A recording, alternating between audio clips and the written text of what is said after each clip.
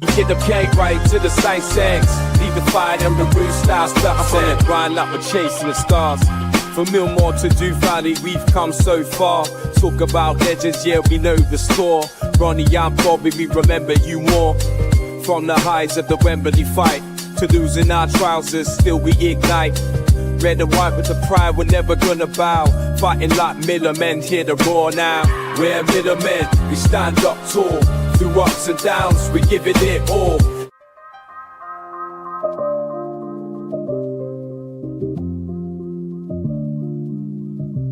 From Millmore to Do Valley. Good evening and welcome to your latest instalment of Midweek Millers on your number one Rotherham United podcast, KB Terrace Talk. Now, we have had some good news for Rotherham over the last few days, which we will get to, as you can see there on the screen. But before we do that, let me introduce my co-host or guest today, Mr. Lee Bush. How are you doing, Lee? Yeah, I'm good. Much happier with the signing last week. Just shows that obviously there is a little bit of ambition from the boardroom, and hopefully more to follow this week. A big week ahead, I think, for Rotherham United. But yeah, credit where credit's due, really, for me. He's come out, backed the manager with a proven League Two goal scorer, Golden Boot winner at this level. Don't forget that. People are talking about his age. You know, he's not that old. And for me, if you give him service at this level, he will score. Yeah, I completely agree.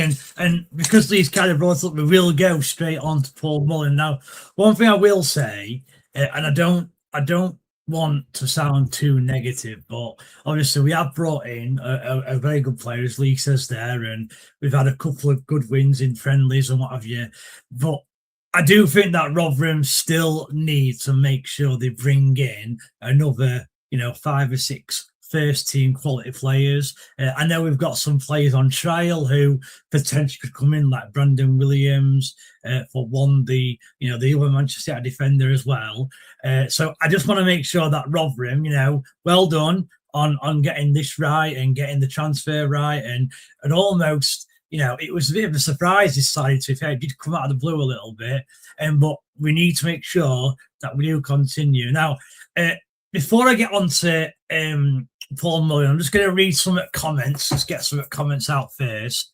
So we'll start with Mr. Ben Woodcock. So, evening, Ben. Hope you're doing well, sir. Evening, lads. We've got Super Paul Mullin. Yeah, evening again. Mr. Pete Scott. Evening, lads. The reason we got Mullin is because McLaren told him the standard of players we're going to bring in can see the next week being massive. So, yeah, you could be right there, Pete. Because it always takes one big signing to then get other big signings over the line. So, yeah, I completely agree with you, Pete.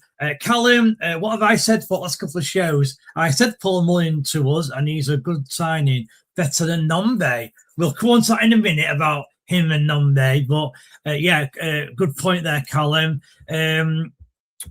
Eric, good evening, viewers from the Philippines. Good evening, Eric. Hope you're doing well. Good evening, Eric. Stephanie, have you heard that we might be getting Gore on a permanent basis? Not sure how true it is. Yes, we've also heard that rumour as well. Again, we will come on to rumours later on in the show, so make sure you stay with us. And Callum, need another striker, maybe to add to that scoring. Excellent. Right. Now, I'll quickly give my view on Mullin, because obviously Lee, he did do a video straight after the signing. So make sure you go and check that out and just get Lee's, if you like, early thoughts on the signing. Now, I agree with everyone else. I think it's a very good signing for Rotherham United. It's a signing that has surprised me. Lee did say that he wanted Rotherham to go out and sign the best players from League Two or players who are good enough for League One, and I think Paul Mullin probably fits that mould. He's 31 years old. To me, that's still classed as your prime. I'd say your prime's like an average of 28 to maybe 32, so he's got a couple of years left of his prime. And let's face it, every time he's in this division, he's won promotion. That is a fact. And he's also scored goals. And as Lee kind of mentioned, he has won the Golden Boot in this league as well. So it is an incredible signing. But as I was saying earlier, it is good that Rotherham made this signing, and fair play to them. But they need to make sure that they back this sign up now with further signings, and not just players that we've not heard of, not just random kids on loan. We need more of the same type of signing as Paul Mullin. Lee, I'll come on to you. So I know you did give a brief overview, on your little video that you did yesterday. So you sat here 24 hours later. Are you still at the same mind that you believe it's an incredible signing? And how well do you think he'll do this season for Rotherham United? Golden Boot, mate. Okay. That's all I'm saying. That's all I'm saying. Golden Boot. He averages 3 goals a game in League Two. Yeah, He does, yeah. Put that up against anybody at this level. He is a goal machine. You give him the service, he will score. There's no doubt about it. Look at the goals he scored. They're all different types of goals as well. He can hit them from long range. He can get an on the end of it from an header. He can do a tap in. He can hit them long range. The guy is a goal machine. And at this level, it's a cheat code. For me, yeah, he's had a couple of seasons where a couple of loans haven't worked out. None of them have been at League Two level, though. That's where he's always been predominantly scoring goals at League Two level. He's got up to the Championship. He's gone in League One, not being as quite prolific. But for me, this was the type of signing that Rotherham needed to make at this level. Yeah. If you'd have asked me, pick one striker you could sign at this level, realistic, he would be the man. 100%. I said it from the start. I wanted a Paul Mullin, a Langstaff. We didn't get him. He ended up going to Salford. But this guy, for me, is the man, and he is going to be the man that will fire us to the title. I'm convinced of it. Okay. So you did say that. You said something interesting actually, and you did say that if this player gets given chances in terms of creative chances where he can score goals, then he'll score goals. So I think my first question is, are you confident enough that Rotherham United, with the current squad that they've got, plus additional signings, obviously, I know you're aware of a couple more players who look like they're going to come in, but nothing's obviously guaranteed. Are you confident that the current group of players, plus the additional players that are due to come in, have got enough quality to be able to create for this guy? And actually, does he need the service? Because as you rightly said, he scores all different types of goals. He's not just like a tapping merchant. He can score 25-yard goals. He can score headers. He can score volleys. So, A, do you think we'll have the quality to create chances? And B, does he need those chances created, or can he do it himself? He can do some of it himself, but you've got to remember he's 31 years of age. So, and he's had a few injuries as well. So you have to bear that in mind. His confidence has dropped a little bit. You listen to the fans of Wrexham, they say, if he gets his confidence back, he will be on fire. And I think that's the problem with him. He has lost a lot of confidence, had a few bad seasons. But for me, I think he's going to come here, and I think he's going to be top scorer for us. I think we're going to win the title. I think your second would create chances. I think we've got Jealous that will create chances, Spence that will create chances, Hall that will create chances. Hall in this league, that lad from Sheffield United, he looks rapid down the wing. He got so many assists last season. He's another one that's going to whip down them wings, drop the ball in. If we sign Brandon Williams, he's another one. Obviously, people are saying that he's not signed because he's had a day off today. We've offered him a 2-year. We've offered him a 2-year contract. And as far as I know, he's happy and wants to sign it. So we will see, though. I'm not saying he's definitely signed. I'm saying we've offered it him. We've put our best foot forward. Is that going to be enough for him? He was on a lot of money at Ipswich. But you can see he wants to play. Otherwise, he wouldn't have stayed this long on trial with us.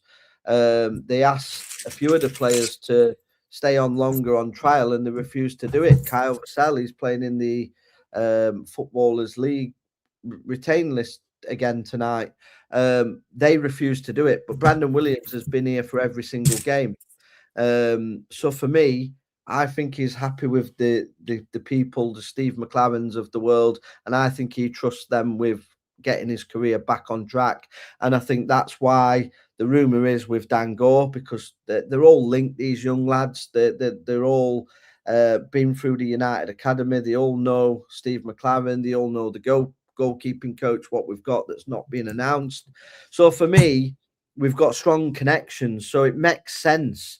Whether Rotherham can pull Dan Gore off is another matter, because I believe, from what I've been told from my source, the fee would be around £400,000 to £500,000. So a big chunk of that non-pay money would be gone on that player. Now, whether Rotherham are going to willing to do that, I do not know. But I know for a fact we have inquired. So there is an inquiry there. Whether it goes any further, who knows? But if we were to pull Dan Gore off as well, you may as well just close the league off tomorrow and just give us the title, because it'll get silly. Yeah. Imagine Brandon Williams, Dan Gore, and Paul Mullin. And then you've got Jellis, you've got Hall, you've got Spence. It's some team that for League Two, mate. That would beat the team we had last season in League One. They got relegated. It would smash it. I would say you've got the foundations there of getting promoted and then going for promotion again the season after. I agree. Like you said, I don't want to get too carried away. We've got to add 6 more quality players. I agree with that 100%. 6 more quality players, a leader, a centre half, a man mountain, experienced. Obviously, Tom Lees has gone to Harrogate, but I don't think he was the right man. He struggled at Peterborough. And for me, he isn't the sort that I'd like. I mean, when Lincoln signed him last season, the centre-half that they signed, I thought we should have gone for him. He would have been perfect Rotherham United defender. But we need somebody in that house. Do you know something? I know he played bad towards the end of his career, but I wouldn't mind a Tom Holmes coming in as centre-back, because I think in League Two he'd be way too good. I know he didn't do well at the end of his spell, but for me, somebody with experience that's played at a higher level for me, and we need a captain, a leader, somebody that's going to put himself through players and stuff like that as well. So we do need that extra. But looking at the team, it's all markings of a team that could get promoted for me. Yeah, and I can't disagree with anything you said. I mean, just quickly on Tom Holmes, I think it is unlikely that, I know you used him as an example, but I do think it's unlikely that the club would bring in Tom Holmes, purely because I don't think they're going to take a chance on the fact that he can stay fit. You know, if you could guarantee me that Tom Holmes, who played that game against Exeter... The thing is... They've done it with Paul Mullin. They can't guarantee that he's going to stay fit. He's had injuries. He's only just getting back up to speed as well. I've seen him training today. So sometimes you have to take that chance. Sometimes the quality is worth the risk. Yeah. I don't think they will go for a Tom Holmes, but I'm just using him as an example. As an example, played at sort of champion. I mean, Tom Lees would have been okay, but I think we can get better than Tom Lees. And there's a reason why he's fallen down to the conference. I know he's got family in Harrogate and whatnot, but really I don't think there were many sort of League 1, 2 teams looking at him. I think it was more bottom end, and he wanted to stay in the area. So yeah. Well, Tom Lees, to me, I think he's like 35, 36, and I know you want experience, but I think anyone who's above maybe 33, I think that's probably too old, in my opinion, anyway. Right, let's get through some comments. There are a lot of things that Bushy said there, what we're going to delve into a little bit more on the podcast, but let me try and get through some of these comments. We have got literally 1,000 of you watching, which is incredible, so I really do appreciate anyone who is watching, and it is probably good for you guys to listen to us actually be a little bit positive for once, because ever since we started this podcast, I feel that we've been negative pretty much every single week. So the fact we've had a good few days and we can, release some positivity onto you guys is a good thing. So, Millers Till I Die, evening Bush here. Is Brandon being announced tomorrow, and have we got any more incomings? Well, your number one Rotherham journalist told you've got a signing today, but nobody's actually abusing him like I get abused if we didn't sign someone today. I announced yesterday that Paul Mullin was signing, and it happened, and everybody was saying we were making it up again. Today, Paul Davis announced we were going to be making a signing, and it didn't happen. So, I don't see Paul Davis getting the abuse I get online. He's got it wrong again today. So Brandon Williams, like I said, we've put an offer in front of him. Whether he accepts that offer is up in the air, isn't it? We don't know. We'll have to see. But there is signings expected this week. And if they come off, absolutely fantastic. Yeah. And Kaylee, welcome, Kaylee. Hope you're okay. Lee, are we getting more players in soon? And obviously, Lee's just said that yes, he believes we are getting more players in. Hopefully this week, but maybe early next week. Callum, he scored against us in the first minute when he played for Wrexham, and he also scored when he played for Wigan against us. That's correct, he did. I think the Wigan goal was a header from a corner, I think, but I can't remember if that is fully right, but I'm pretty sure it is. But the last two of the last away goals that Paul Mullin scored, two of them were against Rotherham, incredibly. Tom Swift, evening lads. I hope this is a brilliant signing. Being very injured for the last 2 seasons, could be good, or could be a flop for us. Tom, you could be right. History tells you that it's unlikely to be a flop, because obviously when he's been in League Two, he's always thrived and scored goals. But you never know. David Clarkson, must be a concern his last 2 loans hardly played. I think you're probably right, David, to kind of raise that. What I would say is, it is difficult sometimes to go to a club just for 6 months and then try and guarantee a first team start. Now, if you're good enough, you will fight your way in and you'll get in. I understand that. But the fact that he had to go to 2 different clubs over the course of the year and try and, Bradford City, they were already, if you like, guaranteed a playoff place by January, February. And he went in there as more of a backup, because why did he need anyone else? Because they were already good enough to get in that playoff zone, which they did. So he only came in as a squad play, and that's why he didn't really play. You've also got to remember, Dave, as well, that we are in League Two, not League One, and traditionally history tells you that when we've been in League Two, Paul Mullin has scored, I think he scored 25 goals in 3 seasons. So every single of those 3 seasons, he scored 25 goals. Have you got stats there? Just sort of 100 goals in 274 games, which worked out as an average of 3 goals a game in League Two. Yeah, so that'll include the National League as well. But what I was trying to say, David, is maybe League One's a step too far for him, which is why he struggled. Can I just put this out to you? So everybody's raving about Langstaff.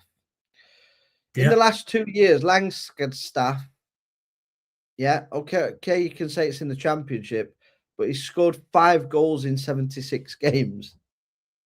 And Mullin has scored 10 in 67. So they're both not being prolific at a higher level. Yeah. Just out of the 2 players, I probably would rather have Paul Mullin. If you wanted to get promotion this year, I'd rather have Paul Mullin. The only thing that McCoy Langstaff has got against Mullin is that he's younger. So I think he's like 27, so he could. Yeah, go on. I was listening to a podcast that you was doing, Bez, and I heard you speak, and you was so happy. Well, not happy, but you were so blown away with Salford had managed to sign it, and you were saying, That's the type of player we should be signing. The only thing we could do now is sign a Paul Mullin to counter that. And that's what we've actually done. So, I mean, they're two probably of the best two strikers in the league. The Notts County guy, he's gone abroad, who scored all the goals last season for Notts County. They've lost two of the best players, I believe, County as well. So, yeah, I think it's great business myself. No, I agree. I see people in the comments saying this is like Johnson Clark Harris. This isn't like Johnson Clark Harris at all. You're forgetting the level we're at. We're at League Two level. I think if we signed Johnson Clark Harris at this level, he would boss it as well. This level is terrible compared to League One. The thing is, as well, I will get to your comments, but the thing with Johnson Clark Harris is Johnson Clark Harris was purely just a goal scorer who stood literally between the one edge of the 18-yard box and the other side. He would never move out of that area centrally. Exactly that as well. Yeah, exactly that as well. Yeah, I can see the comparison, but Paul Mullin, I'm telling you, Paul Mullin, he's a workhorse. He's more like a Richie Barker when he was like a player for Rotherham. You know, he does a lot more than just stay in the box and score goals. He's an all-round striker. He's not the quickest, but he's also not the slowest. He's good at holding the ball up. He's got a lot of strength. He can win flick-ons. He's got a decent first touch. Here's one. Let me ask you this then, Lee. I will read the comments after this, but I want to ask you this question because I know you're not a big fan of this player, okay? Would you rather have Paul Mullin now, as we've signed him, or would you rather have signed Michael Smith, but when he was in Berry's reserve, so he would have been like 27 or 28? Who would you rather sign at this point? Mullin. Okay, and why is that? Because a lot of fans, before you answer, a lot of these fans watching us, they will love Michael Smith. He's a dirty Sheffield Wednesday rat. I would never want to see him pull a Rotherham United shirt on ever again. That is my view on Michael Smith. I thought he was the most overrated forward we have ever had at Rotherham United. He got a touch like a paedophile. He was absolutely horrendous. Yeah, he played in probably one of the best Rotherham United sides, and he were privileged that he had goals put on a plate for him by Og Bennett and the rest of them. Barlas, the players he had in that side. Jesus, I'd have got 50 goals a season in that squad side, and Mullin would have ended up with 90 goals a season. I mean, I'll be honest, Kaylee, I've not even seen your message when I asked that, Lee. So thankfully, Lee's just answered that. So he does believe that Mullin is better. Right then, Miller's tie-dye, a bit of a long message. So I'll be honest, Lee, commenting on what Besley just said, it would worry me if we signed more players of Mullin's calibre, just simply because under Evans, we signed 3 players with high wages, similar sort of age, and they didn't work. That then held us back until their contracts ran out. I'd find it more interesting if Rotherham became more of a sell-on clubs, because that's the only way we are going to have money for transfers. And you know what? Let's break down what he's saying in this side, because a lot of good points now. So the first part is he's saying that he's worried that signing too many experienced players, because that's what we were talking about at the start of the podcast, is almost like going back to what we did under Evans, and obviously it failed because ultimately we got relegated 2 years or 2 years later after Evans had been sacked and Hampshire came in. So how would you answer that then, Lee? And do you half agree with what Miller's is saying? Do you have any concerns that we signed 3 or 4 old players and it could go that way? But we haven't. We've signed 1 and he's 31. I know, but what he's trying to say, he said though, I'll be honestly commenting on what I said. So what me and you said earlier about signing more experienced players, he's using that as a, let's pretend that we do think we signed 3 more 27, 28 or older. But we're not. Would you have any concerns? No, because we're not asking to do that. So the players I want us to sign, I'll tell you them, Brandon Williams, how old is he? 25, 24, 25, He's 23, I think he is. Bangor. You have a look and I'll check. Go on, you have a look, So Williams, carry on. Dango. Yeah. He was like 22. Yeah, he's 25, Brandon Williams. Yeah, carry on. Dango, how old's he? 21, 22. Yeah. So he's young, yeah. So already we've got players there that are young. The players we've signed are young only than Mullin from what I've seen as well. So like I said to you the other day, you can't sign a bunch of young players and it works. I'll counter argue with you. Matt Amshaw signed a load of young players with potential sell-on value. How many of them have been sold on? He did, to be fair, yeah. How many so have been far, sold zero. on? Yeah, so far, zero. So yeah. Be careful. Enjoy them while you last. Remember them comments. None of them have made us any money.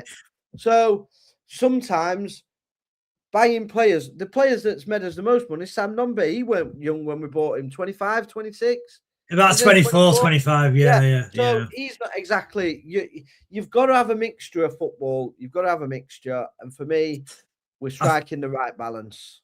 Yeah. And I think that's the answer that Millers we're looking for. And yeah, we did say Millers that we want an experienced centre-half, maybe a couple in, but you need an experienced player in probably each position of your team. So like a defender, a midfielder and a striker, like your spine.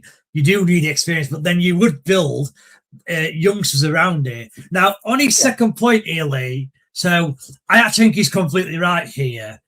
He thinks that we should, as part of our transfer recruitment, the only way that we as a football club are going to have money to invest in a new team or a new player is by bringing in players who we can sell on for significant profit. Now, we've not made profit on Nombe. Go on. That is, listen, if you're ever going to, so you're not going to do it on Rotherham's current way of signing players. So when we signed Nombe, we paid £1 million for him. Yeah. Yeah, that's not a very good example. But so Dango, if we pay 500 grand for him, that's an investment because you're going to get the money back down the years for them because he's a young player. He's only going to get better. We're going to get promotions and then he's going to go for big money. That's what Rotherham United need to do. Yes, I agree with that. But to blood these youngsters in, you've got to have experience around them, experienced leaders, experienced goal scorers. And I think that's what they're going to do. I don't think we're going to sign loads of experienced players, but they'll need some experience because it's a rough and tumble league. We need an experienced centre half, in my view, a leader, a captain, and you need one up top, possibly two. And I think we may get another experienced striker, maybe Bradshaw, somebody like that. I already know that you're a big fan of Steve McLaren, right? You don't need to tell that. Do you trust Rob Scott to get it right? Yeah, I do actually. I think Rob Scott gets a raw deal sometimes because who found Semi Ajayi? Who found Will Vokes? Who found Michael Smith? Who found Ogbene? Who found Rathbone? Who found Barlaser? Who found all Crooks. These players? What you're talking about, Crooks? All these players, Rob Scott got them. Yeah. So his last couple of seasons haven't been, but he's working with managers, and then managers have also signed these players off. So, and the wage bills dropped, so the level of quality that you can actually sign isn't as good as what it once was. So, for me, again, Dango. We talk about Dango. Who scouted him? Rob Scott. True. So realistically, despite and on Hall, so people saying, "Oh, Hall's a great player." Rob Scott signed him. Yeah, Martha's not so liked, but I think Martha will have a decent season if he bulks up. I just think he needs to bulk up. I think if they bulk him up, it'll be an handful at this level. Yeah. Okay. Interesting. Right. Let's try. I'm going to try and get some comments quickly. So, Kelly Wilson wants Dango. I think Kelly, we all want Dango. I know Leah mentioned earlier that he says that Rotherham was confident that Rotherham shown interest. I actually have seen some rumours that Blackburn are interested in him. I'm not saying they made a bid or anything. I just said that I've seen rumours that it's been. Blackburn I've seen it are on looking X, at him. but the guy's Yeah. got 46 followers. To be fair, No, I didn't see it on Twitter. I saw it somewhere else. oh, I saw it somewhere else. I didn't see it on Twitter. I didn't even know there were a guy who done it on Twitter, to be honest with you. But yeah, we all hope that we get Dangor in. Hawley McCone or McConey. Any news on any signings, Hugwith? He's obviously calling yourself Hugwith there, Lee. It's a bit of a joke. Oh yeah, Lee. I mean, it is me. I've got like, I just don't have. I just have so much time on my hands. I've got like 700 profiles. 6 phones, yeah. Lee, do you think we will get Go? Just a yes or no?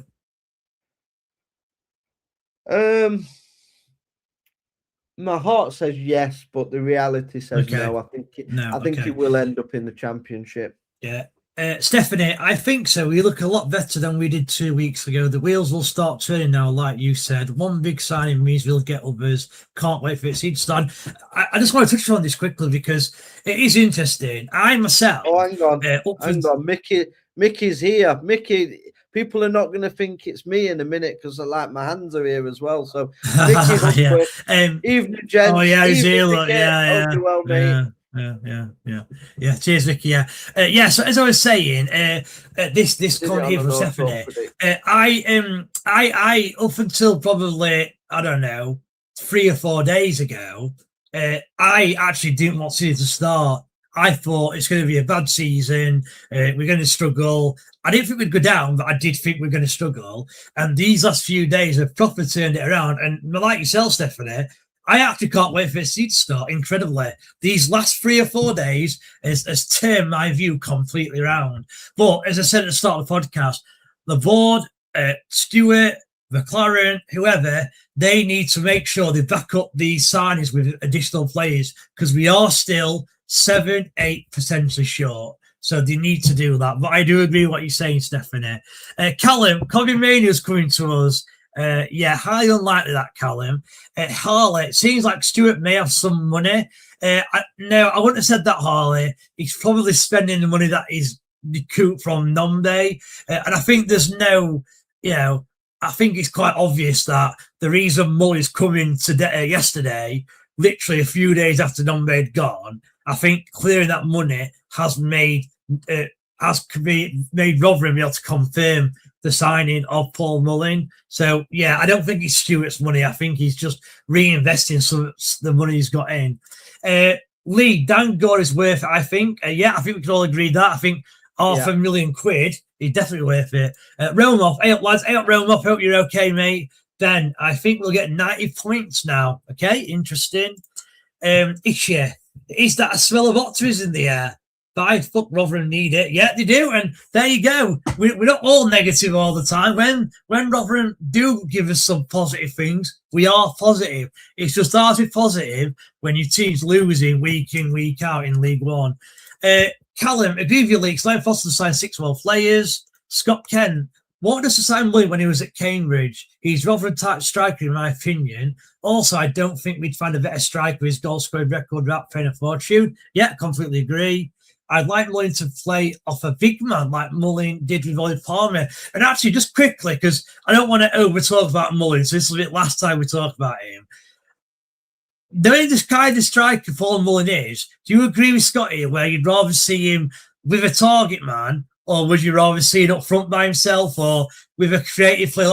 How do you see Paul Mullin working in the Rotherham system? For me, I'd like to see him with a sort of another striker at the side of him. I don't like playing lone strikers. I'd like us to play 2. Maybe a Ryan 1 from at Sheffield United. I think a young, hungry striker with a bit of pace, do the legwork of Mullin, and then he just bangs them in. I think Ryan 1 would be a decent signing, and one we could actually potentially get on loan as well. Interesting. Okay, I don't disagree at all there. YCC and RUFC. Evening, lads. Evening, sir. Hope you're doing well. We may assemble a decent team, but being slat on the blocks with transfers may still hurt us. As the new signings will be playing catch up with their fitness? Any thoughts? So Lee, Yeah, so I'll give this one to yourself as well. Yeah, so no, I totally agree with that. That's a great point from YCC. I think we are behind the curve fitness wise, and I think that could hurt us in the first sort of few weeks of the season. Yeah, the bonding, the not going on the pre-season tour like we normally do, all of that. Not getting the players in. A lot of these players haven't played together. If we sign another 6 players that are going into his first team, they need time to gel as well. So yeah, I do think it could hurt us at the start of the season. Okay. I think we'll get better as the season goes on. But sometimes when you've got more quality, a lot more quality, you can still win the game. So for me, I think the quality, if any more come in as Mullin's sort of quality and jealous like we've signed so far, I think League Two are going to be put on alert. And I think there's going to be some teams getting real pasted by us. And I mean, I don't mean 2 or 3. I think 5 or 6. Some teams are going to get some real old spankings. So hopefully Chesterfield will be one of them first off. But some of them are going to get a real good pasting this season. And Rotherham, I'm telling you, going to be back. It's interesting you mention, Chesterfield there, because you look at Rotherham's starting games, Chesterfield, York in there, Cheltenham in there, and I don't think best. I know what you're saying. It's a difficult start, but I don't. I'm not going to say that. I'm not going to say that. I'm going to say that. You know, I feel like going into this now, especially with players like Mullin and Jealous and that. I just feel like we're going in there like we're Real Madrid. And we're going to I know. I weren't actually going to say that. What I was going to say was, so we were all a bit concerned. Maybe you weren't, Lee, but a lot of Rotherham fans were concerned that, like you just said, it'll take time to gel. And we have got a difficult start. And therefore, Rotherham might start slow. But I was actually going to flip it on its head. Chesterfield today have made their 10th signing. So they're actually the same situation as Rotherham in terms of they brought in 10 players. So we can't have an excuse where we say, well, they're not gelled, because Chesterfield are in the same position. So look at York, they've lost the manager as well. York have lost the manager. Exactly. Yeah. The manager's gone now as well. Yeah. And you'll find with League One and League Two clubs, most of them now do rebuild every season because they can't afford to carry long contracts. So for me, the good thing what I've seen with Mullin as well, he didn't just get a 1-year deal; they give him a 2-year deal, which I agree with that. I agree completely with that. Yeah. So and Rotherham have been giving sort of 2-3-year deals out. I believe the Dan Gore deal is going to be on a 3-year contract, 3.5-year contract. Interesting. Okay. So that would be fantastic. Yeah. While we're on that YCC comment as well, it's just reminded me, right? And I need to mention this, right? So, I'm not normally someone who comes on here and say, "I told you so." If I got things right, I'm not like Lee, who he loves it. If he's right, the whole world knows he's right, right? But I am going to do it now, right? There was one person on this podcast who last week said something along the lines of, I hope the reason why Rotherham are not bringing transfers in early is because they're waiting for the bigger, better players to be out of contract for longer, so then Rotherham become an interesting team for them. Well. That's exactly. No, that was me, you little toe rag. I said that. Don't you dare to that from me. I said that. And I've been proven right. That's all I wanted to say. And Lee agrees. Thank you, Lee. Let's move on. There we go. Right, Lewis, evening, lads. See Dan Corey. Just we've already touched on that, Lewis. That we have seen it. Yeah. That's weird. Tom needs to Harrogate. No loss to us at all. Mullin plays best up with Vigman up top 2. Could do someone like that. How you doing, Carl? Yeah, good. What happened with signing Owen Bailey as kit man? So Rome off. We actually had Owen Bailey on trial. We needed a new kit man. We put him on trial. What he did was he put the washing in the wrong washer, so he shrunk all the kit, and we got rid of him. Not good enough. All the white kit turned pink, didn't it, Lee? So we got rid of him. He's back at Donny now. Yeah. Callum stopped spamming. Noah. Dilks. All right, Noah. Not seen you on here before, so welcome in. How am I spamming? Bricktop says he's a target man. And this is the thing with Paul Boy. I know we keep talking about him, but I actually think he's got the full package. You've got some who thinks he's a target man, some think he's a poacher. He's everything. Donny fans in here. Noah can't stop being horrible. Paul Mullin, not the pig, I think. All right, so yeah, we're asking that Mullin and Smith. It's hard to compare Sludge and Mullin because they are two completely different teams to score. They need two completely different teams to score goals. And that is where Mullin does get the edge, I guess, though, with the slide out, because Smith needs balls into the box, whereas Lee rightly said, Mullin does score all types of goals. He can smash a goal from 20, 25 yards, whereas you don't really see Smith doing that. Noah, Lee, you are Mickey Hugworth. I agree, Jamie. How you been, mate? Harvey Clapper. I ain't Harvey Clapper. Craig, would you take Josh Emmanuel back, Lee? I'm assuming he's out of contract. If you forgot him, he's the right back we had under Paul Warne in League One, where we beat Shrewsbury playoff final. Do you remember him? Yeah, not for me. He didn't play a lot. To be fair.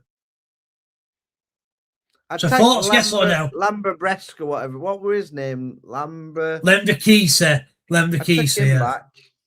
Okay. I think he's in Italy, isn't he now? So yeah. Just start. Donny fan. Yeah. Andy P. Mullin's a goal scorer, and we are very lucky to have him. It's okay playing decent football if you don't have anyone to put chances away.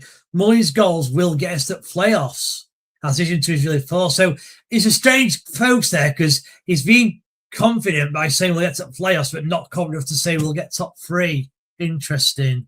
Up the Rovers, Boo, 2-1 Rovers. That's that. Obviously, Van Jamie Vernon. Keep removing them. That's not me. It's Lee. Would you take Ryan Warne? So Lee's already said he would do. Yeah. Absolutely. I'm talking about more 30-odd-year-olds such as James and Raggett and Rafferty. It would worry me if we sign those sort of players who are here for wages. Yeah, I think you're right, Melissa. We have kind of touched on this already. I do think you're right. There is some concern, but as Lee says, we've only got a couple of older players at the minute. We've not got a lot. And I don't think we're going to bring a lot more. We might bring the odd one or two in. But I do think you'll find the majority of signings from now are players who we will try and recoup a profit from. Okay. Kaylee, Rovers are getting relegated. They're rubbish. Lost their best player. Luke Mullen, you are going down. Yeah, that's fine. Not read that. Up the Millers, Callum. I think Marta will be sold next summer. The same with Denzel because they're 3-year contracts. Thoughts on that, Lee? I thought you're out of contract, actually, Marta. For our contract. Yeah, I don't. Well, who's going to buy him? He's not pulled up any trees, is he? What's that mean? Yeah. You reckon once a week or more frequently? I'm not really sure what that's referring to. Players need signing at the right time, and this is absolutely the right time for Paul Mullin. Harry Gray will be a star, but not the right time for us to tell him, for example. Yeah, I do know what you mean. He wasn't the right sort of player we needed last season. Completely agree. Promotion or you whatever there. We've got a lot of in-house conversations, so I'll just skip over them. Miller R9, I think he's signing young, energetic players to do legs on Mullin. Yeah, I think you're right there, Miller. XG. Millers Till I Die, good mate. Mickey Ugworth, evening gents, evening Mickey, or evening Lee, how you doing? Martin needs a few bits to Kimber Corner Kitchen. I like that. That's good. Bushy in Disguise, Bushy's burner account, Laughing Faces. Dan Gore will be championship bound, possibly Sheffield United. Okay, get Tom Eves in. Not for me, Realm of I can't stand Eves. To be honest, not sure what you think, Lee, but I can't stand him. Not for me. No. Lee, do you think any player will sign tomorrow? Yes or no? Possibly.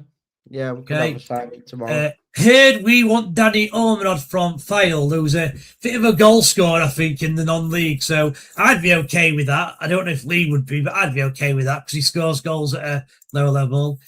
Pete Scott, get Goring, make him captain, build team around him. League One, Completely agree. Pete, Callum, do you think Chesterfield will get in playoffs again and lose again? Quickly on that, Lee. They won't get promoted, put it that way. Okay. Jordan, I think a walk around Rotherham Town Centre would make them realise how privileged they really are. I do think we are going in the right direction, and it's going to take a few transfer windows, okay? Wow, this is boring. Where's the rest of the lads like Pete, Ben, John, up the game, Bushy and Bez, Gigi to replace me? Facts. Okay, I don't know why. If it's boring, Millers and Mom, I'm not really sure why you're watching, mate. Get back to your 18 subscribers. Jordan, for Brooks and Co to make Rotherham who they are wanting to be, given time, I believe we will start to build something great. Any signings, income at all? We have got some in the pipeline, Dan. Not sure who they are. Rumours, it could be Dango. Rumours, it could be Brandon Williams. Rumours, it could be another of the one of the players who are currently on trial. Real Phil Smith, boring. Get lost, Tom. It's so much better without you. It's the school holidays. People are away and doing their family. They don't replace you. Best thing they did was get rid. Yeah, I agree. Real Phil Smith. I wanted to sign that centre back from Bromley. Who's that realm off? I'm not sure what you mean. So who's that?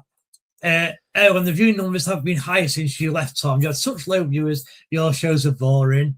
I think he was joking, pal. Easy, Tiger. Yeah, so I'll leave a lot of these. Yeah. Millers and more, you are obsessed. Mickey Hugworth. Josh Flint interest is still there. I thought that Josh Flint was signed to someone else, Mickey, of last week. I think he did, so just double check that. What do you think will happen with the young players? Loaned out. Okay, so that's a good question actually from Bowers. So we've obviously given 4 professional contracts to 4 players. What do you think the club will do, Lee? What would you do if it were you? So you've got the 4 players. What would you do? What do you think the club will do? I think Douglas will be around the first team. I think the rest of them may possibly, depending on how many players we sign and how many players we get in on loan. I think some of them, I would send them out on loan, get some experience, to be honest. What level? So let's go for each player then. If I said to you, Addison Duncan, what level do you want Addison Duncan to be playing next season? Well, for me, I think he could get a bottom end League 2 team, Duncan. I agree. I think he could, yeah. Who else is there? Cohen Lee. Probably so I'd like to see him top end conference. Conference, right? That's 2. I'm trying to think who the other 2 were. Harrison Duncan, Cohen Lee, Dean Gardner, the striker. He scored against Salford. Maltby Main. Okay, that's lower down then. And the other one was the other one. I don't know the other one where, to be fair. I don't know where. If it comes to me, I'll ask you. Don't need to ask Lee to love me, thanks. I think Lee already does love the real Phil Smith.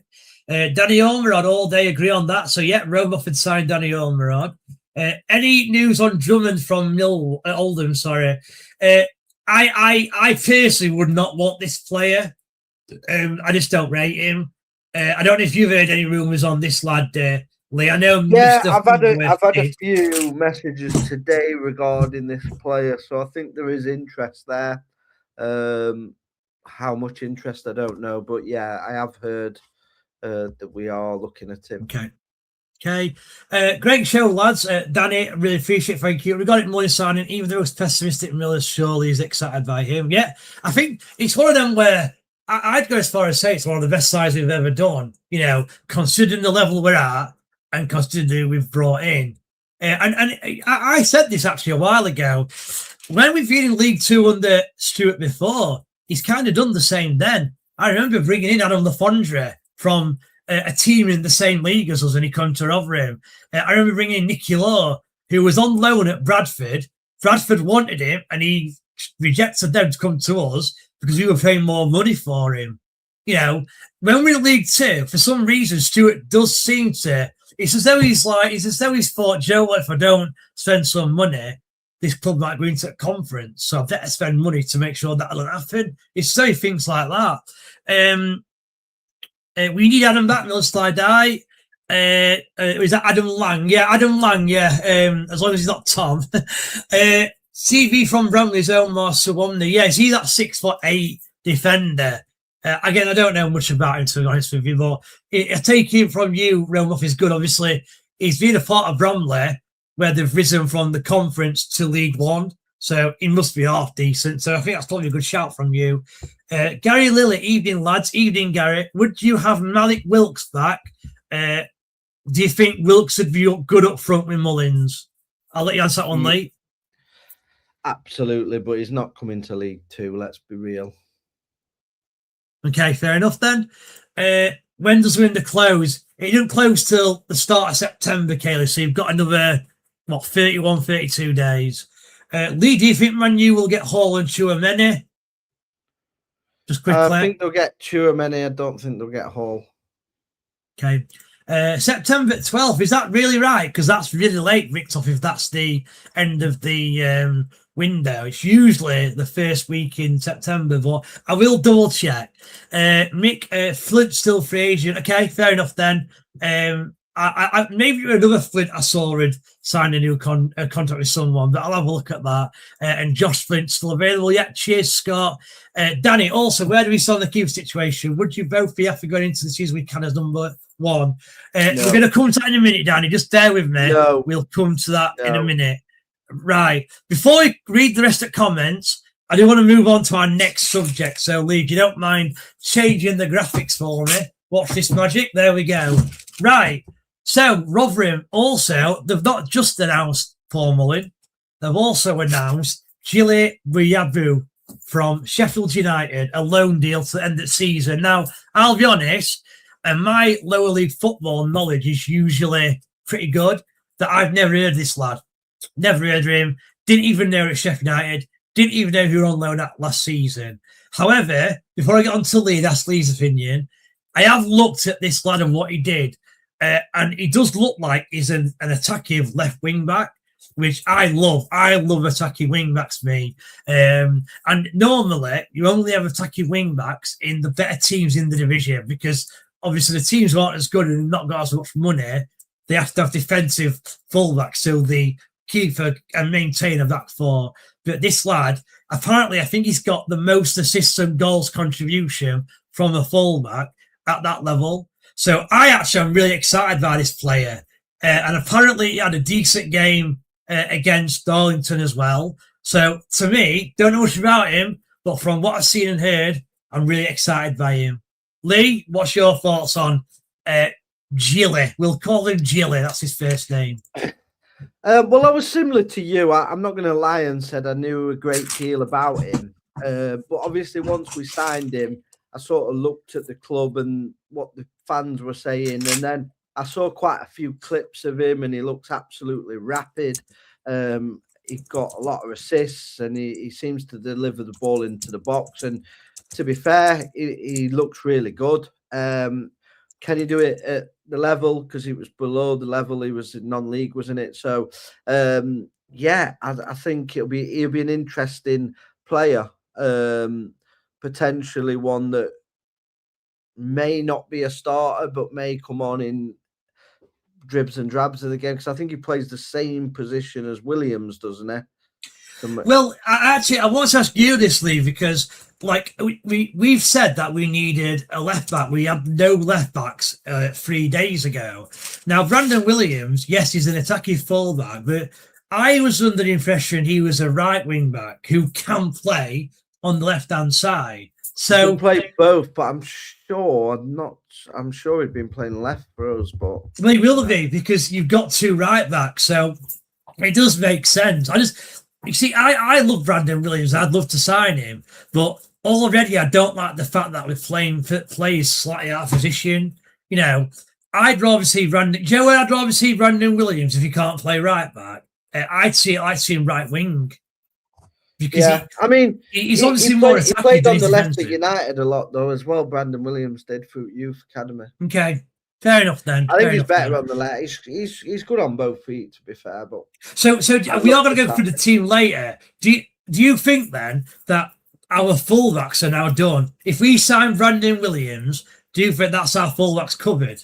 per season. So you've got right back Joe Rafferty and Denzel Hall, and left back you've got Brandon Williams and then Gillett. So do you think we need anyone else, or is that fullback's complete? No, I think that's pretty complete, to be honest. If Williams does sign, I'm happy with that. Okay, fair enough then. YCC and Danny, I know you have asked your question about Can. We'll come back to that, I promise you. So make sure you stay tuned. Des, why we also signed Ornison in League Two? Yeah, we did. We also signed Lee Frecklington in League Two from a championship team in Peterborough. And you think about it today, and that's incredible that we got him. I mean, Steve Evans just had some sale on him to get him. Romoff, doesn't really matter when window closes because a lot of players we are looking at don't have clubs. That's correct, Romoff, and you can still sign free transfers after the window is passed. Jordan Michael Clark and Lee both look decent towards the end of the season. I do think League Two would be perfect platform to build on. So Jordan, are you suggesting that if keep at Rotherham United in League Two, where they get odd game here and there, or would you get them out to lower League Two, like Lee suggested, where they play every week? What would you rather do? Sean Davis, a lot of tunes changed over a few days. And welcome, Sean. I've not seen yourself on the podcast before, so welcome in. A lot of tunes changed over a few days. Club and board were a shambles 2 minutes ago. Now everyone's raving over McLaren. Bruce for the science, and now we win the league. Seems the highs get us too high and the lows too low. Maybe patience and trust the process should be a thing. Do think TS should be more proactive financial now. And Sean, you're looking at the number one, Mr. Too High, Mr. Too Low, and he's to my left-hand side, and he admits it himself, Mr. Lee Bush. He goes from winning league to going down with 2 points from week to week. So I do know what you mean, and I do think you make good points. I think what I would say is Rotherham have not had a lot of anything to shout about or anything to be positive about for 3-4 years. 3 years, obviously that 4 years ago they stayed up in the championship, but they've not had anything positive to think about. So the fact they've kind of brought in a big name, and not only a big name for this level, I think you should be allowed to get excited, to be honest. Right, although you're right. Hold on. Let me just dissect this a little bit. So go on then. Everybody's suddenly raving over McLaren. I was raving over him from day one. I said it was a great appointment from day one. Yeah. Let's not get that twisted. So nothing's changed regarding McLaren for me. I think that's a massive coup by the football club. Maybe patient and trusting the process would be a thing. Right. So not just supporters, the local media, Radio Sheffield, have said how poorly Rotherham have been run and the worries of this season with how many players we've got so close to the season. Even now it's a risk because these players are going to have to take time to gel. Yeah. But I did always state that Rotherham United in League Two should always walk League Two because we are the creme de la creme of League Two. We're the Manchester United of League Two. So that's never changed. The fact that we've signed probably one of the best strikers of all time from League Two in Mullin gives me more optimism. It gives me more that actually some of that money were reinvested. But over the last 3 to 4 years, you tell me what Tony Stewart's done to build your trust, because I've not seen it and many fans haven't seen it. So I don't think it's fair to come on and say, oh, people that have challenged what's going on at a football club are all of a sudden wrong, because we could go and lose 6 in a row at first thing of the season. And then we're going to be saying that's because we didn't sign the players early enough. Yeah.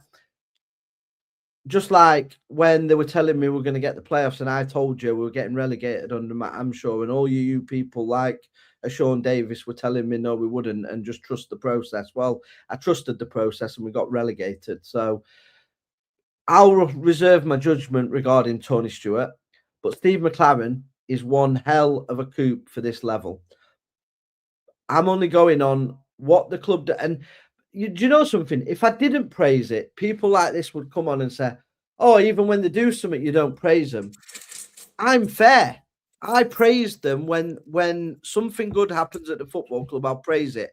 I've given credit. I've give Tony Stewart credit, as you can see on my video. I said it's fair play to him. He's gone invested some of the Sam Nombe money, and well done to the 5,000 people buying season tickets. You've all been justified because you've got the striker you deserve. Because you're paying top end League Two prices, you deserve top end League Two players, and that's all I've said all along. So for me, I can sit comfortably saying I don't think Tony Stewart is running the club very well. I don't think he is. And realistically, I hope Steve McLaren runs it better, and then Tony Stewart will have more money in his pocket, because the amount of money we have lost on transfer fees, for letting players' contracts run down, this, that, and the other, must have cost the guy a fortune. And that is down to poor management and running of the football club. But with Steve McLaren, I don't think he'll allow that to happen. I think we got a good deal for Sam Nombe, just to say he was in his final year, and we've been relegated to League Two,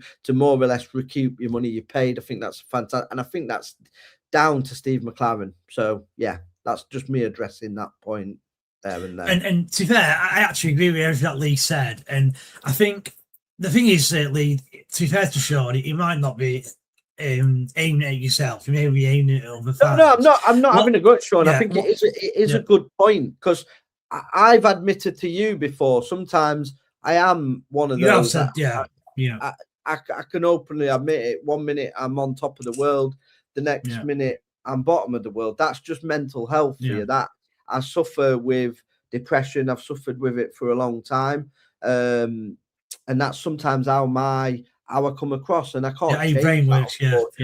Well, that's the thing. I think, like, I guarantee there's a Rotherham fan out there where we asked the Rotherham fan, just a random Rotherham fan, like on Friday last week, how do you think Rotherham will get on? And this lad has said something along the lines of, I think Rotherham could go down. I don't think they will, but they could go down. They're going to finish third or fourth bottom right. And 2 players later, and we have only signed 2 players between then and now. You could ask that same guy, and I wouldn't be surprised if he said, I think we're going to finish third. And I think that's where the peaks and troughs come, because, how can you go from someone saying you're going to finish it bottom 3, and only 2 signs later, you're now going to finish it top 3? And I think that's what Sean were probably trying to get at. Obviously, it weren't probably aimed at yourself, we're probably aimed at Rotherham fans in general. But yeah, I do appreciate your comment, Sean, so thank you. Bricktop, that tease wasn't bad. Let's hope he's up play. Yeah, the Sheffield United loan. Apparently he got 14 goals and assists last season for Forest Green from Scott Kent. Thanks, Scott. Grant Stockman, what formation do you feel Bruce wants to go with this year? I feel I know. I'm going to ask Lee first. What formation do you think Bruce will go with, Lee? Probably the ones he's played in the friendly, I'm assuming. I don't know, because I've not really. He's not managed a team, has he, really, before? So not really now, no. So it's well, first of all, let me ask you a question. There's 2 main key bits of the formation that I think he'll want answering, Grant. Do you think he'll play a back 3 or a back 4? I think he'll play a back 4. Agreed. Do you think he'll play wingers or wingers? Sorry, do you think he'll play wingers, attacking wingers, or do you think he'll play wide midfielders, which are deeper? I think he'll play attacking. Yeah. And to me, that means he's only going to play 1 up front. And I agree with Lee. I think you're going to see a 4-3-3 stroke 4-5-1 attacking formation, Grant. I'm with Lee. I like 2 up front, but I don't think the 4-4-2 works as well anymore. Without going to a 3 at the back, the only formation you can really play with to get 2 in is 4-4-2. I don't think it works. Right, Danny, it'd be exciting to get a flying wing back rather than stiff wing fullbacks like Rafty and James. Gives us options and ideas. Yeah, Danny, completely agree. I hope you're right. Sean Davis saw a video on Gilly's stats and he looks the real deal. As fast as Kyle Walker, with most crosses and assists for a left back in a few leagues, not just non-league. Yeah, and Sean as well. I think they did some sort of test on his pace and he was only something like half a second slower than Kyle Walker, and Kyle Walker at his full speed like 3 or 4 years ago. So he's obviously really quick. Brandon is the left back. He is Miller Slidai. But he's actually right-footed. Like he's probably got 2-footed, but he's predominantly right-footed, which is why I prefer him to fit right back personally. Miller or 9, Gillian, I've experienced as well, but there's no substitute for pace. Agreed. Gillian's more of a winger, according to what I watched on DAZN. Okay, interesting. Good fullback option. Mortar could drop into if we have an injury crisis, which is very possible. Jordan Michael, I think keep him around for the first time having games here and there, unless we somehow sign 2 midfielders or better. Yeah, so he's on about the 2 youngsters. Yeah. So Jordan's saying about keeping them in. Yeah, fair enough. If we sign Dango, it is HMS for the league. I think our games v Tiffel and York will really be a telltale of how our season's going to go. I think them 2 are maybe solved out the opponents for automatic. Sean Davis, cheers, Bushy. Your reaction proper made my day. Regards, McLaren wasn't saying you'd moaned, you took that personally, I think. He's a masterstroke, but people, not you, thought he'd come in as a payday, etc. I'm of the opinion that Tony Stewart has admitted he's not in the football ilk and has made the positive steps to bring him in, and it's a brave masterstroke. No, I agree with you, Sean. I'm glad I've made your night. At least I've made somebody's night. But no, I agree with you. I think it is a masterstroke, and I've got to give Tony Stewart credit, like for bringing him in. Like I say, I support Rotherham United. I want us to do well. So what frustrates me is I get a lot of abuse online. People saying I don't support Rotherham. I'm doing it just for clicks. I'm doing it just for this, and it gets a bit tiresome at times. But no, I agree with what you're saying. You make good points, to be fair. Yeah, thanks. Yeah, thanks, Sean. Will here. Evening, lads from Puerto Rico. What have I missed? Will's. You've missed a former KB Terrace Talk member having a hissy fit and getting upset and making stories up that we kicked him out when he walked out, and that he's got a new thing going on where he's got 18 subscribers. You do have to realize you need 50 subscribers to go live on YouTube as well. Just a little tip for you there, Sunshine. And we have not banned anybody from Terrace Talk. No. So we actually encourage fans to come on. So anybody watching as well, we are looking for new people. There is only 2 of us tonight. That's down to Tiny's on holiday, sunning himself. Pete's at work because he works late night shifts. And we have got a female that will be coming on as well, but she's currently got work commitments, but she should be back to normal in the next couple of weeks. We've also got Scott Kent, who will be joining us again. He's just got some family issues to sort out, and then he will be back on live. So we welcome all Rotherham United fans, so I wouldn't worry about it. Tom gets a little bit upset because Bez didn't think he was one of the better hosts, so he just got a bit upset that he got voted out. And Will's, first of all, what's it like in Puerto Rico? That sounds lovely. And a lovely place in the world. Lovely place. It is. And just make sure you go back and watch it, Will's. We've had probably the most positive podcast we've ever done, I'd say. So it's definitely worth a watch. Right, few more comments, then we'll try and finish off, and then because I want to go through the squad and what have you quickly. As far as my options, you can see an actual style of play, and who in their right mind thought would have got Mullin. Surprised at that. And to be honest with you, Romoff, as well, I weren't really going to discuss the friendlies because, as to be fair to Tom, he said previously about it doesn't show a lot, and it doesn't, to be fair. However, the Sheffield United game, I didn't watch the Darlington game, unfortunately, but the Sheffield United game, the reason why I do think pre-season can be important is you could see, like you say there, Romo, you could actually see a style of play that we were trying to do, and you could work out what the players were trying to do.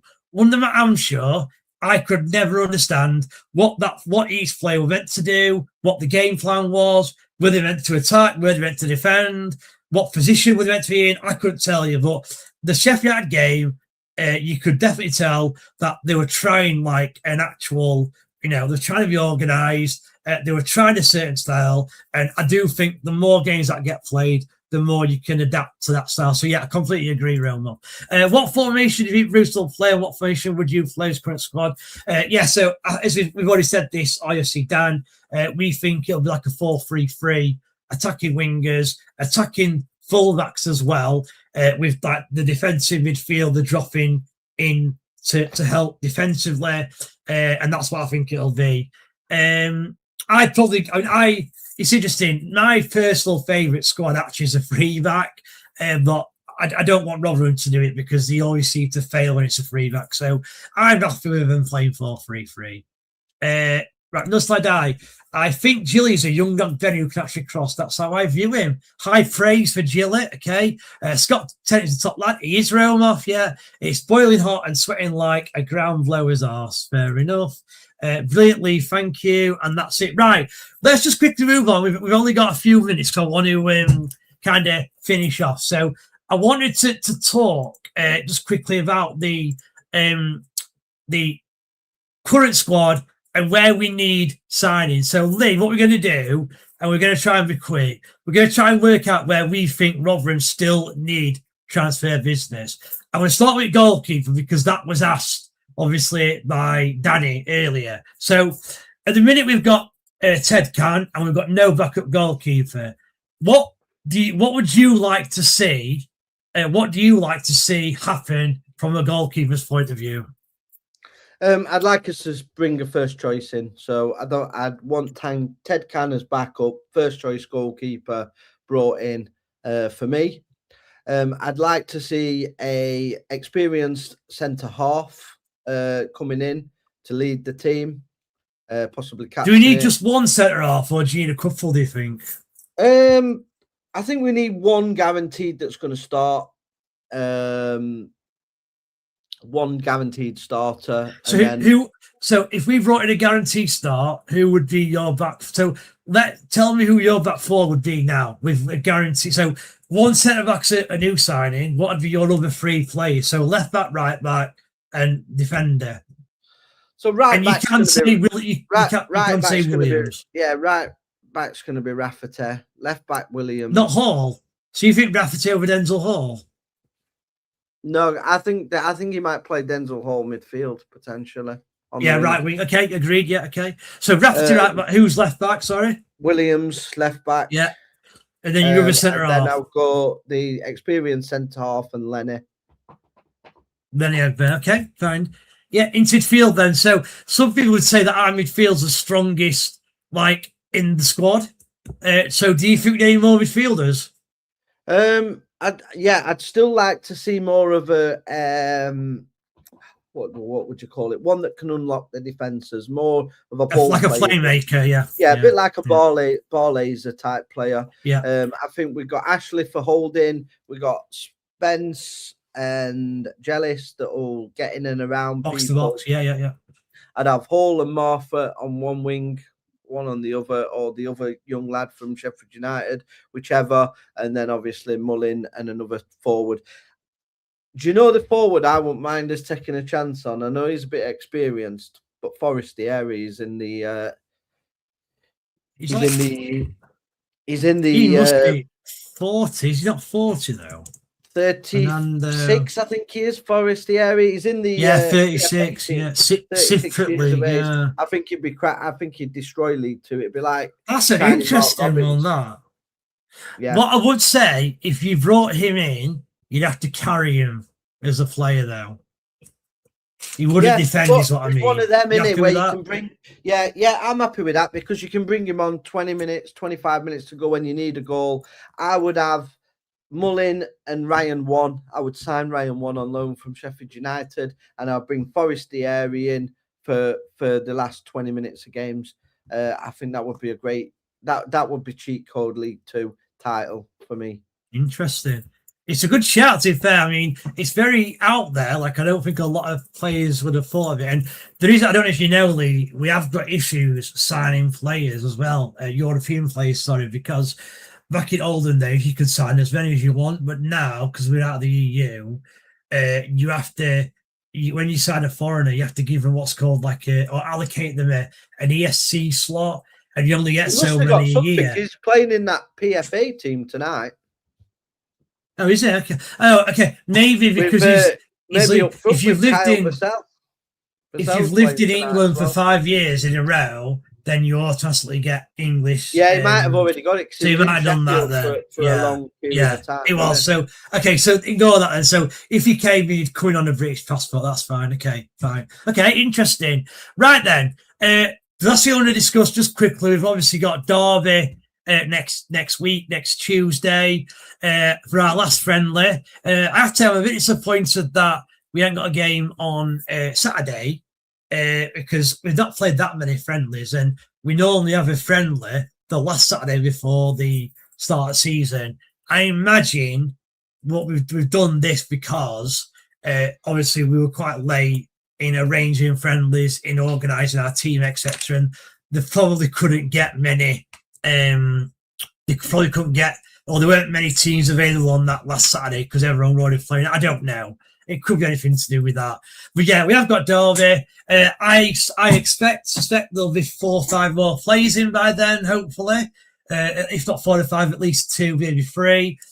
So, get yourself down to New York if you are going. You'll get to see these new players, and I think you'll be pleasantly surprised by the style of play and how well they've played, because they've had another 2 weeks, of being able to gel. So, yeah, get yourself down there. And obviously, the Saturday after the Derby game is then West Brom. We'll cover that, though, on Millers Monday. Okay? Last couple of questions. Grant, Stockholm man, do you feel if we are going to go 3 up top, that it would suit Mullin on his own? Lee, just quickly. Do you feel he wouldn't be on his own if he's got 3 up top. Yeah, I think he needs 2 wingers. Yeah, he needs 2 wingers. Yeah. I personally think he can play anything. I think just give him the ball, he's going to score. That is what I'm going to tell you. Give him the service, and he'll score goals. He'll score goals. That's it for me. I agree. Scott Kent, we actually forgot about Nemane. Nemane will be the right winger, won't he? And Tavares will be left winger. It won't be Martin, it'll be Tavares, I think. I'd have non-built left, Hall on the right, but obviously if Hall goes to right back, then Tavares on the right. Yeah, and I couldn't agree. Yeah, I forgot about Tavares. Yeah. Right then, we've had about 1,200 people watching tonight, which is absolutely incredible. The highest we've ever had, I think, on a live podcast, 1,200 people. So we really do appreciate you. Bez, you're not taking that award. I mean, my aftermatch reactions have dwarfed that. Yeah, but that wasn't a live podcast. That was a video, weren't it? No, it was a live podcast. It was okay. It wasn't a podcast. It was a live. Okay, fine. Yeah, fine. I'll let you have that one. This is the highest views on a Monday or Thursday podcast. Then I'll say it like that. This one out. Millers and Moore said, "I thought you read all the comments out." We do, Tom. So Millers and Moore, we do, but we don't read comments out when the mocking or views of other people. So yeah, we do read them out. I mean, I can't see any of your comments here, Tom. You've got saving shots. That's fine. So let's put that out, and then. Bulletproof me, the war is on. Okay, I don't know what war you're on about, mate, but yeah, there we go. Yeah, I mean, there's never been no war here. You left of your own accord, and you just keep waffling on about nonsense. Even though you have lied and said you were kicked out, you left yourself, Tom. No one let you go. You just left. So anyway, just set up your own comment. Set up your own podcast that. That's it. Enjoy it. We all know, Tom, that is what you wanted to do. It's all right. That were obvious. You wanted to come in, get some momentum using Lee's name, and you've not even got a little bit of momentum. That's what you tried to do, and then build your own podcast. It's obvious, mate. We know. Don't worry about it. You just stick to yours, and we'll stick to ours. Right, JJ08 up the Millers. Super Paul Mullin. Yeah, Super Paul Mullin. The real Phil Smith. Great show, lads. Once again, loved the entertainment. Glad you like it. Thoughts Alex Bruce. Yeah, thoughts on Alex Bruce. Pushy boy. So he's obviously asking yourself. We've not actually spoken much about Alex Fuchs, actually. What are your thoughts on Alex Fuchs at the minute, Lee? It's a difficult one because obviously we haven't seen him as a manager. But what I will say is I'm very impressed with his pre-match comments, how he speaks about the game. So yeah, I've been quite impressed with him so far, if I'm honest with you. He's the son of a ex-Manchester United legend, so hopefully he takes some tips off his dad.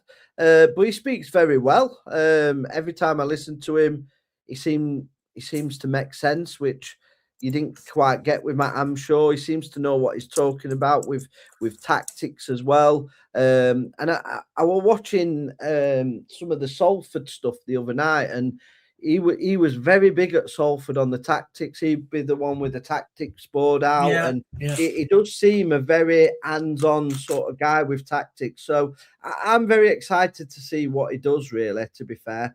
And I've been impressed with him so far. So yeah, I'm impressed with Alex so far. But time will tell. Time will tell. And just quickly, because obviously Steve Bruce at Man United, and he'll have had his son when he was at Man U, I imagine.